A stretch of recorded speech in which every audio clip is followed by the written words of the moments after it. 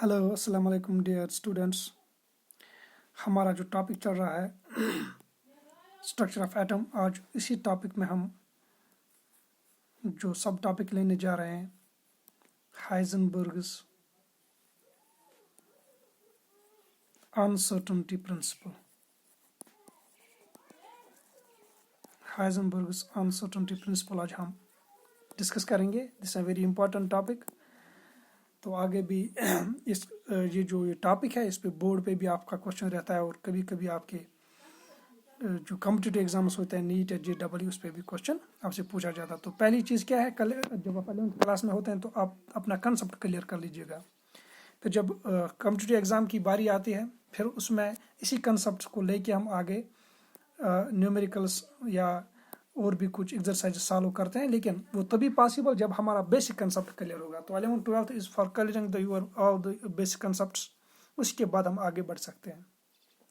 तो before taking up this Heisenberg's uncertainty principle, हम ये अनसर्टेनिटी यहाँ पे थोड़ा सा इसको डिस्कस करेंगे। What do we mean by uncertainty in chemistry. English में इसका अपना एक माने है, लेकिन केमिस्ट्री और फिजिक्स में या साइंस में इसका अपना एक मीनिंग है। तो अगर हम इसको शॉर्टकट में या इन सिंपल वर्ड्स डिफाइन करेंगे in our subject, we say uncertainty is simply the error in measurement. For example there is a hall, हमारी लेबॉर्ट्री है, इसका जो लेंथ है 16 फीट। आपको बोला जाता है you measure it and you are measuring it for 16.1 feet. The difference between the two is 0.1 feet. The 0.1 feet is the error in the measurement and उसी को हम कहते हैं अनसर्टेनिटी। इसी को हम अनसर्टेनिटी कहेंगे। द मेजर तो द एक्चुअल द एरर और यू कैन से जो एक्चुअल मेजरमेंट से थोड़ा डिविएशन होता है, उसी डिविएशन को हम कहेंगे अनसर्टेनिटी। तो इससे आगे बढ़ेंगे।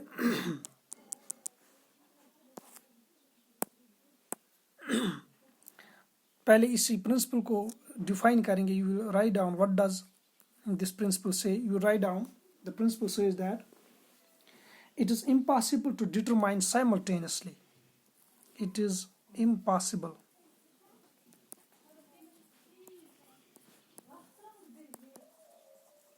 to determine simultaneously. Simultaneously means एक ही बार, एक ही दफा। Simultaneously, it's impossible to determine simultaneously the exact position and exact momentum. The exact position and the exact momentum. Bracket में लिख लीजिए velocity of an electron. क्या लिखा आपने? It is impossible to determine simultaneously. एक ही दफा, ये impossible है। क्या impossible है? To measure the exact, to determine exactly the position and exactly the momentum, या जिसको हम velocity के नाम से आगे लिखेंगे, of an electron. इन एक इलेक्ट्रॉन का position और इसका momentum. Now momentum is equal to m multiplied by v. m is constant mass.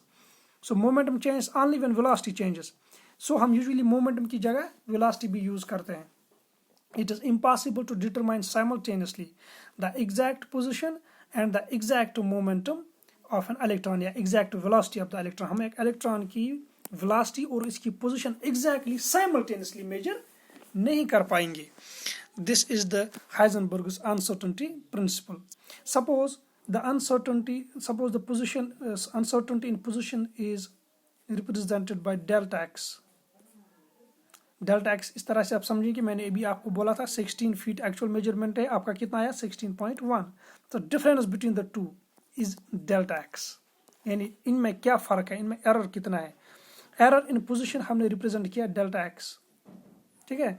So let the error और uncertainty in momentum is delta P, because P से हम क्या determine करते हैं, momentum. Delta means change in momentum. तो Heisenberg ने बोला mathematically we can show this principle as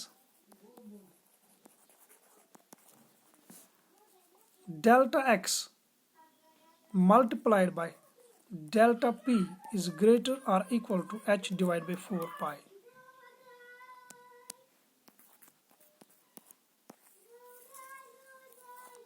पहली चीज आपने ये नोट डाउन की, it's impossible to determine simultaneously the exact position and the exact momentum of an electron. That means हम एक इलेक्ट्रॉन की पोजीशन और इसकी मोमेंटम को साइमल्टेनियसली कभी भी एग्जैक्टली मेजर नहीं कर पाएंगे. There will always be some uncertainty in the measurement of position and in the measurement of momentum. तो हमेशा कोई ना कोई एरर, थोड़ी बहुत सी एरर हमेशा रहेगी. किसमें? मोमेंट, या तो मोमेंटम में रहेगी या दोनों में रहेगी या पोजीशन में रहेगी. when we try to determine it simultaneously. सो कितना एरर होगा इस मोमेंटम में, उसको हमने लिखा डेल्टा पी. कितना अनसर्टेनिटी होगा पोजीशन में, उसको हमने लिखा डेल्टा एक्स. तो हाइजेनबर्ग ने बोला दिस, अगर इनका मल्टीप्लिकेशन लेंगे, we multiply this error in momentum and error in position, it is either equal to or greater than h divided by 4 pi. This RHS is constant. This RHS is constant. So that means हम इसको इस तरह से समझाएंगे. Suppose this constant is equal to 10. Delta P is equal to 5. What will be 2 equal? What will be this delta x equal to 2? तभी तो हो जाएगा ना 5 multiplied by 2 is equal to 10. ये 10 कहाँ से आया? ये हमने इस constant h is constant, 4 is constant, pi is constant, ये सारा का सारा कांस्टेंट है, मीन सम वैल्यू, सम नंबर. तो मैंने इसका वैल्यू यहाँ पे अप्रोक्सीमेटली सपोज करके क्या लिया? 10. और ये मान लिया सपोज मेजरमेंट जो हमने किया था पोजीशन का, मोमेंटम का, उसमें एरर कितना आया? 5. तो फिर बोलो पोजीशन में कितना एरर होगा? 2. 5 multiply by 2 is equal to 10.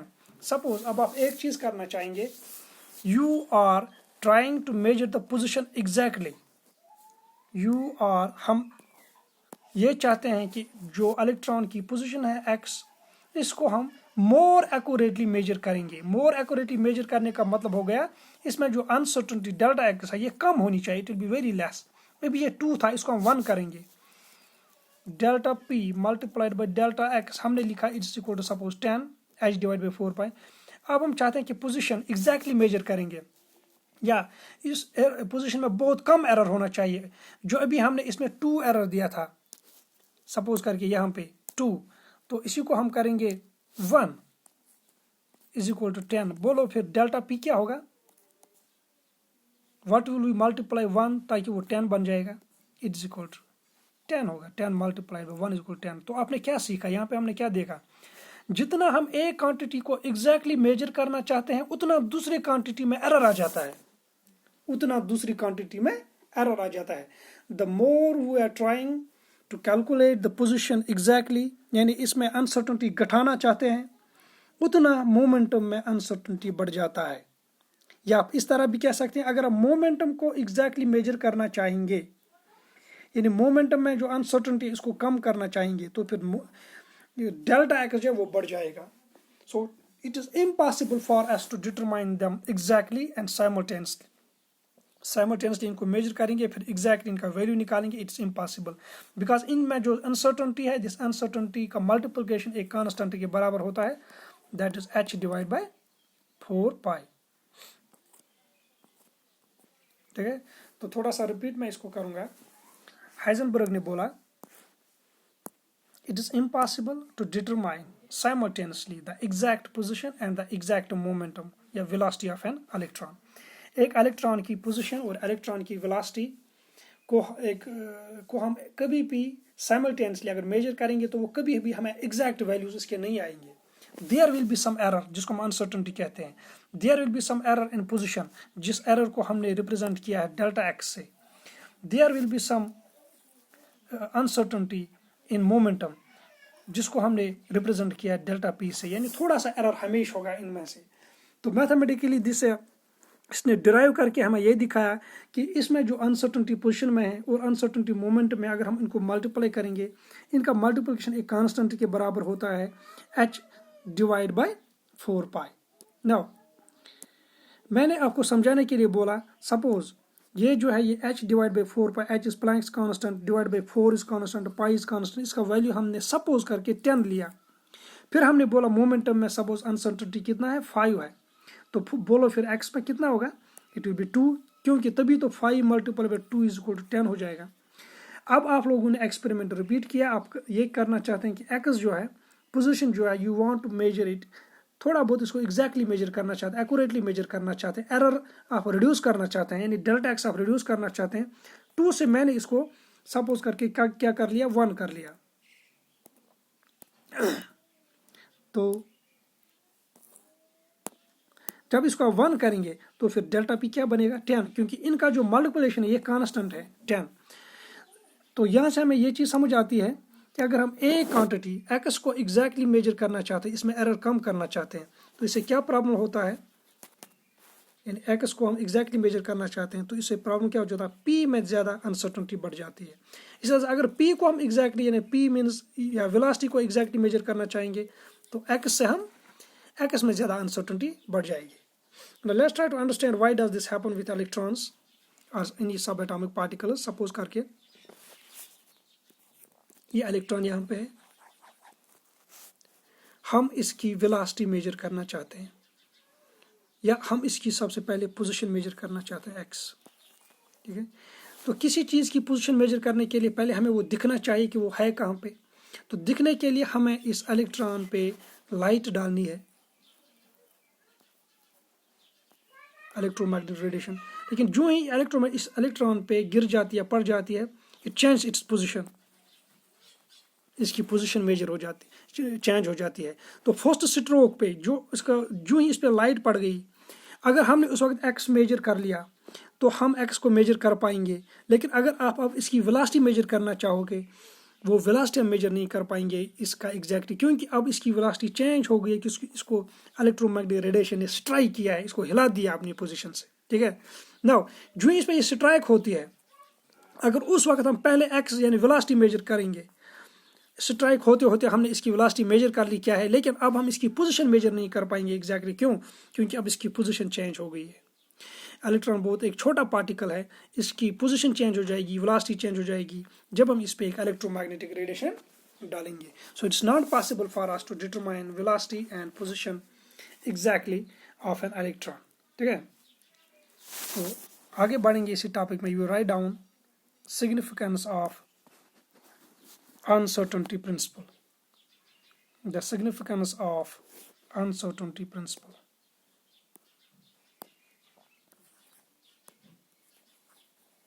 Significance लिख लीजिए आप। सिग्निफिकेंस में पहला इंपॉर्टेंट पॉइंट आप लिखेंगे, it rules out the existence of orbits और ट्रैजेक्टरीज फॉर इलेक्ट्रॉन्स। बहुत ही इंपॉर्टेंट सिग्निफिकेंस ये थी, it rules out the existence of orbits, यानी बोर्स ऑर्बिट, बोर ने जो ऑर्बिट्स का कंसेप्ट दिया था, और ट्रैजेक्टरीज, यानी एक ऑर्बिटर का कंसेप्ट जो बोर ने दिया था, इस अनसर्टेनिटी प्रिंसिपल से ये साबित हो जाता है कि there we can not have an orbit, हम एक वसूल के साथ हम एक विथ सर्टेनिटी ये नहीं कह सकते हैं कि electron is somewhere in some orbit और इट हैज सम ट्रैजेक्टरी। मैं आपको इस तरह से समझाऊंगा। सपोज हमारी ऑर्बिट क्या है, ट्रैजेक्टरी क्या है, ये हमने यहाँ पे पढ़ा था। Suppose we have a nucleus, इसके गिर्द ऑर्बिट्स होते हैं, इनमें इलेक्ट्रॉन्स मूव कर रहे हैं, या इलेक्ट्रॉन मूव करते करते यहाँ पे आएगा, फिर यहाँ पे आएगा, इसी तरह से ये it will revolve around the nucleus. तो दैट मीन्स हम अगर हमें पता है ये इस वक्त यहाँ पे है, इसकी वेलोसिटी और इसकी पोजीशन हमें पता है ये यहाँ पे है, तो हम फ्यूचर में कहेंगे ये यहाँ पे होगा, फिर यहाँ पे होगा, फिर कब इस वक्त किस वक्त कहाँ पे होगा, वी कैन नो दैट। ऐसे एक पाथ को हम ट्रैजेक्टरी कहते हैं, जिस पे हमें ये मालूम होता है कि फ्यूचर में ये ऑब्जेक्ट कहाँ पे होगा। सपोज करके हमारे स्कूल से, मैदानपुरा स्कूल से एक गाड़ी निकलती है टुवर्ड्स कुपवारा, ठीक है। तो हमें पता है it will move at the speed of 40 kilometres, it will move with the speed of 40 kilometres per hour. एक सोमो निकली है कपवारा की ओर, इसकी स्पीड क्या रहेगी, 40 किलोमीटर्स पर आवर। हम एग्जैक्टली बता सकते हैं 10 मिनट के बाद ये कहाँ पे होगी, या 10 मिनट के बाद इसने कितना डिस्टेंस तय किया होगा, ठीक ठीक है। 1 आवर के बाद इसने कितना तय किया होगा, 40 किलोमीटर। तो हम मैदानपुरा से देखेंगे 40 किलोमीटर का डिस्टेंस कहाँ पे आ जाता है, वो वहीं पे होगी। यह हमें कैसे मालूम पड़ा, यह हमें मालूम पड़ा जब हमें एग्जैक्टली पहले इसकी इनिशियल पोजीशन मालूम है। इनिशियल पोजीशन क्या है, हमारा स्कूल मैदानपुरा, एग्जैक्टली हमें पता ये कहाँ पे है। नंबर सेकंड चीज, हमें क्या पता चली एग्जैक्टली इसकी वेलोसिटी कितनी है, 40 किलोमीटर पर सेकंड। सपोज कर लीजिए अब हमें ना इसकी इनिशियल पोजीशन मालूम है ना इनिशियल वेलोसिटी मालूम है, हम ये नहीं कह सकते कि 10 मिनट के बाद ये गाड़ी कहाँ पे होगी। एग्जैक्टली यही बात है कि जब हमें इलेक्ट्रॉन के बारे में एग्जैक्टली ये पता होगा कि इसकी पोजीशन क्या है, इसकी वेलोसिटी क्या है, हम बता सकते हैं वो ऑर्बिट में दूसरी जगह पे यानी 5 मिनट के बाद 10 मिनट के बाद कहाँ होगा। लेकिन हाइजेनबर्ग्स अनसर्टेनिटी प्रिंसिपल ने पहले ये रूल आउट कर दिया, इसने बोला ये एक्स और ये वेलोसिटी जो है वी कैन नॉट मेजर दम एग्जैक्टली। जब हम इनको एग्जैक्टली मेजर नहीं कर पाएंगे तो हम ये भी नहीं बता सकते कि इलेक्ट्रॉन कहाँ होगा 10 मिनट के बाद। ये पाथ जो हमने बनाया था इलेक्ट्रॉन का, this path we can say anything about this path कि ये कहाँ पे होगा ये इलेक्ट्रॉन। सो ये ऑर्बिट का कंसेप्ट इसी के साथ खत्म हो गया, जो बोर ने दिया था कि एक फिक्स्ड पाथ पे इलेक्ट्रॉन मूव कर रहा है। लेकिन हाइजेनबर्ग ने बोला हमें ये फिक्स्ड पाथ का concept, we cannot have this fixed path of we can't know the exact position, exact velocity of an electron, so we can't know where the electron will be in future। इस वक्त electron यहाँ पे है तो 10 minute के बाद 5 minute के बाद हमें नहीं पता होगा ये कहाँ पे होगा, क्योंकि हम ना हमें इसकी इनिशियल वेलोसिटी पता है ना इसकी इनिशियल पोजीशन पता है। अगर हमें कभी भी एग्जैक्टली इनिशियल वेलोसिटी और इनिशियल पोजीशन जो है मालूम पड़ जाएगी तो हम कह सकते हैं कि बाद में ये कहाँ पे होगा। तो हम एक पाथ बना सकते हैं, ये कहाँ कहाँ से मूव हुआ होगा, इस वक्त कहाँ होगा, 10 मिनट के बाद कहाँ होगा। So the concept of this trajectory और orbit was ruled out by the Heisenberg's uncertainty principle. Number second आ जाइए, दिस इज इट्स सिग्निफिकेंस। एक और पॉइंट आप लिखेंगे, this principle is significant only for microscopic objects।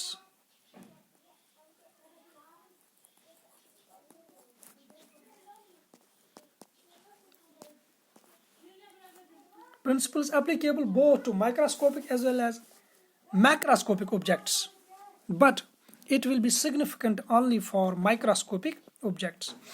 एक एग्जाम्पल से हम इसको समझाएंगे। Suppose we have a ball having mass 0.1 kilogram, 0.1 kilogram, ठीक है। तो हम इसका delta x multiplied by delta P suppose करके is equal to H divide by 4 pi, जो हाइजेनबर्ग्स अनसर्टेनिटी प्रिंसिपल है, अप्लाई करेंगे इस पे। पी की जगह मैं लिखूंगा,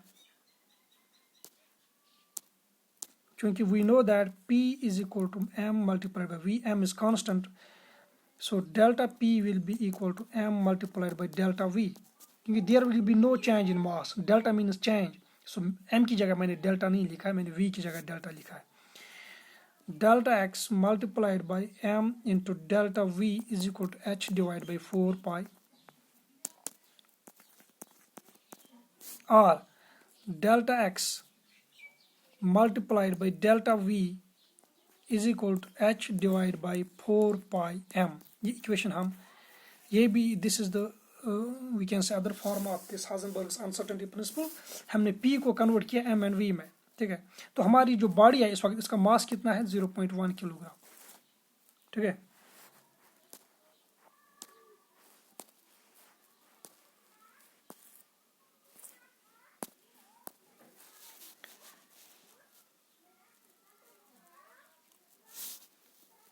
delta x multiplied by delta v is equal to h का वैल्यू दीजिए 6.6 into 10 raised power minus 34 joule second,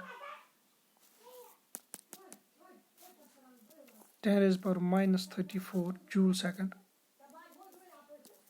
divide by 4, formula का पाई 3.14, बॉडी का मास कितना है 0.1, this comes approximately equal to 5.25 into 10 raised power minus 34।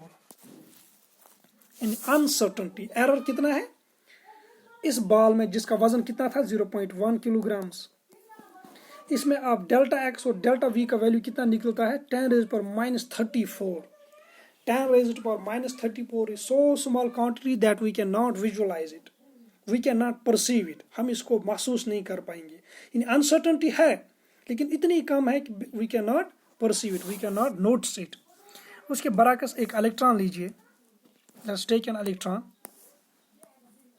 इसके बारे में delta x multiplied by delta v is equal to H divide by 4πm निकालेंगे। It will be equal to h का value क्या है 6.6 इंटू 10⁻34, 4 फार्मूला का 3.14 हो गया pi, mass of electron 9.1 into 10⁻31, uncertainty comes equal to 10⁻⁻4 metre square पर second. 10⁻⁻4 और 10⁻⁻34 को कंपेयर कीजिए, कितनी डिफरेंस है। 10⁻⁻4 can be easily perceived on microscopic level, लेकिन वो जो है 10⁻34 that can not be perceived even on the microscopic level. So it is significant only for microscopic particles. Microscopic particles पे अप्लाई होता है, लेकिन सिग्निफिकेंट इनमें जो डेल्टा एक्स और डेल्टा वी जो है it is so small that it can not be perceived. Dual nature of matter and radiation और हाइजेनबर्ग्स अनसर्टेनिटी प्रिंसिपल क्लियर हमने किया है। उसके बाद आगे जो टॉपिक हमारा रहेगा that will be the last topic of this chapter, quantum mechanical model या क्वांटम नंबर्स एंड उसके साथ साथ इलेक्ट्रॉनिक कन्फिगरेशन। इंशाल्लाह हम पढ़ेंगे 2 इंपॉर्टेंट टॉपिक्स आगे। तो इसमें अगर कोई कंफ्यूजन होगा तो प्लीज़ टेल मी, या ग्रुप में हम डिस्कस करेंगे अगर आपको कोई प्रॉब्लम होगा। Take care.